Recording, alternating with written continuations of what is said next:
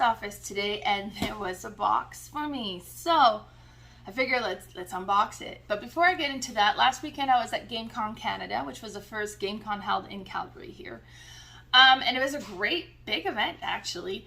Unlike FallCon, which is all about playing the board game, this was more about the exhibitors. So they had a lot of booth with a lot of exhibitors for board game, Warhammer, and video game, and it was neat. I actually volunteered for the Roxley booth and taught Dice Throne all day Sunday, and I had a blast.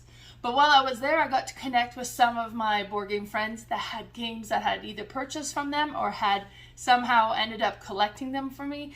So I got to grab those as well. So my friend Adam actually had a few games for me that he actually had gifted it for me. So he said, I have these games if you're interested. I was like, yeah, I am. So first one I got from him is called Gap. So a little card game that kind of reminds me a bit, like, just to read on it from like the Mind or 10 or, was it Hanabi? No. Onitama. No. Ohanami. I don't know. It's the one where you're building the garden. That's gonna bug me now. I'll have to look, and I can't even see it from here. But where you're trying to get things in a row, and with this one is you're trying to do that, but I think you're trying to create as big a gap as possible by keeping things in a row. So it's kind of like the reverse of what all of those other games are. So I'm really excited to give this one a try with Gap. The next one I have, and this one's super pretty. The theme is really cute. And ridiculous, but Tapeworm. So you're trying to create as long a tapeworm as you can, matching colors, and be the first player to get rid of your card, from what I understand. I haven't played this yet. It just looks silly. Probably would be one that I kind of enjoy really liking, because I tend to like those stupid themes, so we'll see. Then the next one is Happy City. So Happy City is a city building.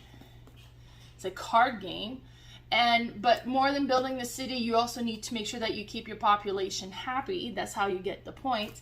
It sounds like there's two ways of playing it, like a really simplified version for if you're playing with little kids, or a more strategic version, which is probably the way I would end up playing it. But it looks really cute, bright, whimsical, so I'm excited to give this one a try. Happy City. And then the last one I got from him is Deadly Dowagers. Dowagers? I'm not sure how you pronounce it, but this one sounds really neat. It's, when I posted it on my group, it's like, oh, I got some new games, and one is like, oh my god, where did you get this game? And then I keep seeing it pop up afterwards. And I hear great things about it. So it's a game of marriage, murder, and money. So I think you're marrying for money and then killing them off to grow your dowry, because you really have your eye on the Duke, and that's who you're trying to marry, but you got to have a decent dowry to even be of interest to him, I guess.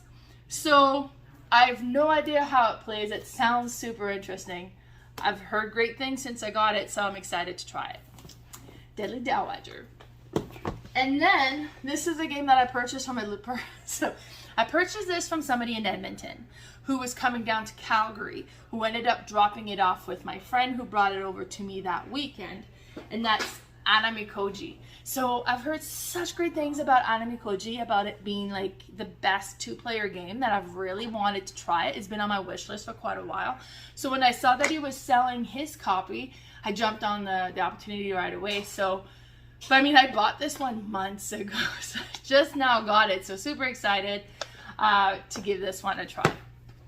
And then, speaking of the round around, the Dollaramas in Canada have had like some really wicked deals with yellow games. And this is one of the ones I hadn't gotten yet. So my friend Greg found it and bought it and got it to his friend Julie, where she ended up having a copy as well. And then my friend Kayla was in the same city as Julie and picked up the game, and then while I was at GameCon, dropped it off at my house. So I now have my own copy of Steam Park. So I'm really excited to give this one a try as well. So far, all of the games from the Dollarama $5 series I've really enjoyed. The last one was Spectre, and Spectre was funny because I was growing my James Bond themed games, so I was looking to purchasing that one, and I was having a few local game store look into it, but it was the one that had like the copy. Like, I guess the ones at the Dollarama was like the cover of the box was a little bit different, and it's the Spectre symbol, while the other ones that they could get retail had the picture of one of the Spectre guys from the 70s movies, and I didn't like the cover as much, and I was like, oh, that's not the one I wanted to get. So got that one, we played it, it's great, it's a little mean, and then I think we're playing something wrong. So it's one of those that after the game, like, okay, next time I'm gonna try. So you kind of think about it for a while. So it was great. This one I'm really excited to try as well. And then I also purchased a game from my friend Duncan that I've heard amazing things about. So that's Coimbra. And at one point, I don't remember, we were talking, I was like, oh, do you have that one? I was like, yeah, I have it. And then I went looking, it's like, no, I don't. I was like, oh, I don't have Coimbra. And I was confusing it for La Granja. So I'm excited for Coimbra. It sounds great. It sounds like a bit of a bigger game, but it looks amazing. So I'm really excited to get this one to the table. So that's Coimbra, another one that I picked up this weekend. So now this box is because it was my birthday just a little while ago, and Lee got me a Board Game Bliss gift card. So I had to go spend it, and I ended up getting 3 games. So I'm really excited for these. Just to wait to see what my box has. This is great. And then, like, when I was there, I was like, I could remember the one. I was like, hey, what was that? What was the other ones I got? And I couldn't remember. So, but it sent me a reminder saying, oh, this was delivered. So I was like, oh, okay. Okay, so this one I got because it was $3. Kitten Klash. I have no idea how this plays. It's a 2-player card game that plays in 1 minute. So it just seems like one that my stepdaughter would enjoy. It's like little ninja cats. It just looked funny, so I was like, for $3, yeah, we'll give this one a try. And this one is a lot smaller than I thought it would be, but I've heard great things, and I love the idea of it. So that's Innovation. So invent your own, your way to an empire. So it sounds like it's a card civilization game, and I like my civilization game. I like buying civilization game. I don't get them played very often because it tends to be longer games. This one is 45 minutes to an hour, so that's not bad at all. So it says, it's the 3rd edition, so it says, same great game, all new look. So I'm excited to try this one, just really like the idea of it. So, Innovation. And then, for my big game, I'm super excited for this. It's Clank Catacombs. So, I'm a fan of Clank. I like it. I haven't played Clank in space. I just played the base Clank. And I've played like the Mummy expansion or whatever. This one, what's really exciting about it is you build the dungeon as you go through it. And then I've heard great things about it. I love the idea of it. So I was like, oh, I really want to get Clank and Catacombs. So when I got the gift card and I saw it there, and I was like, I think this is gonna happen.